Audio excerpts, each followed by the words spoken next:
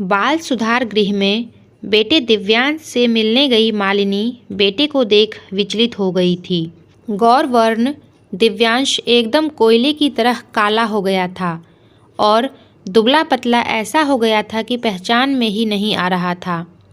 मिलने का समय खत्म होते ही और दिव्यांश के वहाँ से हटते ही मालिनी फूट फूट कर रो पड़ी। बगल में खड़ा पति श्रीमंत चाह कर भी पत्नी को सांत्वना नहीं दे पा रहा था।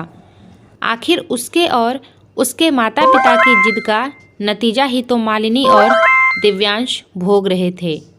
कितना मना करती थी मालिनी कि दिव्यांश को एक सामान्य बच्चे की तरह जिंदगी के थपेरे समझने दो, लेकिन शहर के सबसे बड़े और प्रसिद्ध हलवाई में शुमार होने वाले श्रीमंत और उसके माता पिता मालिनी की यह कहकर खिल्ली उड़ाते थे कि मध्यम वर्ग के लोग क्या जाने जीवन क्या होता है, वो तो बस कुआं खोदो और पानी पियो ही जानते हैं।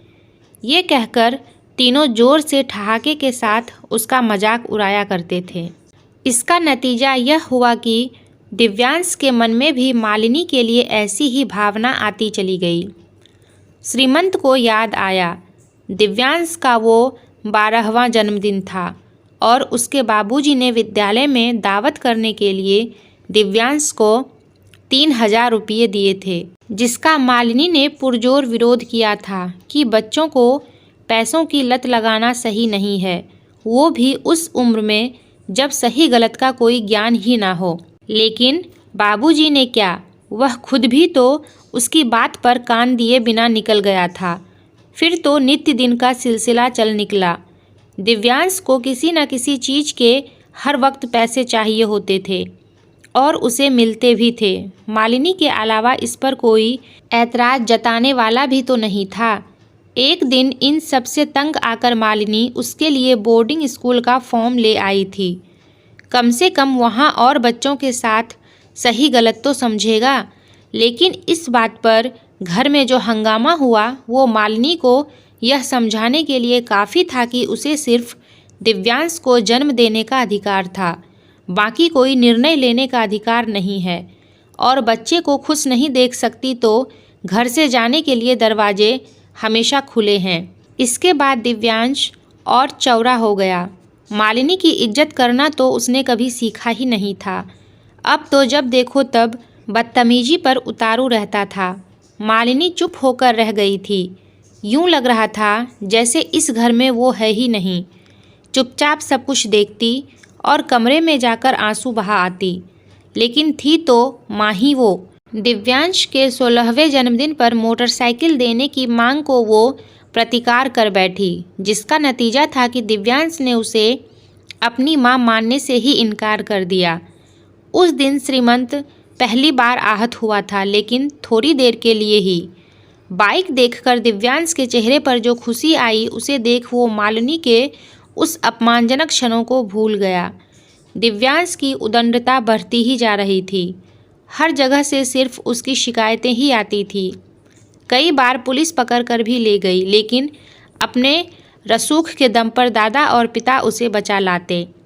दिव्यांश के लिए ज़िंदगी खेल खिलौने से ज़्यादा नहीं रही थी। ऐसे लोगों के दोस्त भी वही बनते हैं जिन्हें अपना मतलब सीधा करना होता है। 2-3 अय्याश किस्म के लड़कों से उसकी दोस्ती हो गई, जो दिन भर उसके कशीदे गाते और ऐश करते थे। बिगड़ा हुआ तो पहले से ही था, अब अनैतिक कार्यों में भी लिप्त रहने लगा था। शराब और ड्रग्स के बिना तो उसका खाना भी हजम नहीं होता था। ये सब देखकर भी श्रीमंत और उसके माता पिता आँखों वाले अंधे बने हुए थे। दिव्यांश के मोह में इस कदर अंधे हो गए थे कि उसका विनाश अपने ही हाथों लिख रहे थे, इसका उन्हें भनक भी नहीं था। उस शाम अंधेरा गहराने लगा था। सभी घर से बाहर थे। मालिनी भी किसी परिचित को देखने अस्पताल गई हुई थी। दिव्यांश अपने उन दोस्तों के साथ घर आया था। सबने जमकर शराब पी, ड्रग्स लिया और बातों बातों में दादाजी के कमरे से लाइसेंसी रिवॉल्वर निकाल लाया और हो हंगामा करते सभी 2 बाइक पर बैठ निकल गए। घर से निकलकर सड़क के मोड़ पर जैसे वो लोग पहुँचे, कूड़ा बीनता हुआ एक लड़का दिखा और दिव्यांश को जाने क्या सूझा, उसने रिवॉल्वर उसकी तरफ तानकर गोली चलाया।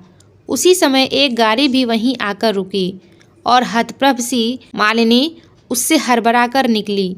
ये क्या कर दिया तूने? दिव्यांश को देखते ही मालिनी चिल्लाई। मैंने नहीं मारा इसे। मैंने तो सिर्फ इसे डराने के लिए रिवॉल्वर निकाला। पता नहीं गोली कैसे चल गई। दिव्यांश का नशा काफुर हो चुका था।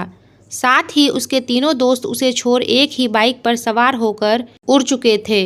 गोली की आवाज़ से और घरों के लोग भी निकल आए थे और किसी ने पुलिस को कॉल कर दिया था। उसी समय रोते बिसूरते दिव्यांश को पुलिस अपने साथ ले गई और अब दिव्यांश बाल सुधार गृह में है। घर वालों का एड़ी चोटी का जोर लगाना किसी काम नहीं आ रहा था। कल दिव्यांश की पेशी है। बिस्तर पर बैठी दीवार को घूरती मालिनी को देख श्रीमंत पश्चाताप की आग में जल रहा था। श्रीमंत कमरे के बाहर जाकर किसी से कॉल पर बात करने लगा। मैंने उसे जानबूझकर नहीं मारा था। वो हमारी बाइक के सामने आकर हमें पत्थर मारने लगा। तब बस उसे डराने के लिए मैंने रिवॉल्वर निकाला था और हड़बड़ी में वो चल गई। दिव्यांश अपने दोस्तों की ओर देखता कोर्ट में वो बता रहा था जो उसके वकील ने कहा था। शर्म नहीं आती तुझे? एक मरे हुए इंसान के ऊपर झूठा आरोप लगाते। तूने खेल खेल में एक गरीब की जान ले ली। खुद मैंने देखा ये। और तू झूठ पर झूठ बोले जा रहा है। तेरे साथ साथ तेरे खानदान वालों को भी सज़ा मिलनी चाहिए। ये सज़ा सिर्फ तेरे लिए नहीं, इन सबके लिए है। दिव्यांश की बात सुनकर मालिनी झटके से उठी और दिव्यांश के पास जाकर एक थप्पड़ मारती हुई कहती है और लाल हो गई आंखों के साथ जोर जोर से हंसने लगी। बेहोश होकर वहीं गिर गई। चिकित्सकों के अनुसार मालिनी सदमा बर्दाश्त नहीं कर सकी और कोमा में चली गई थी।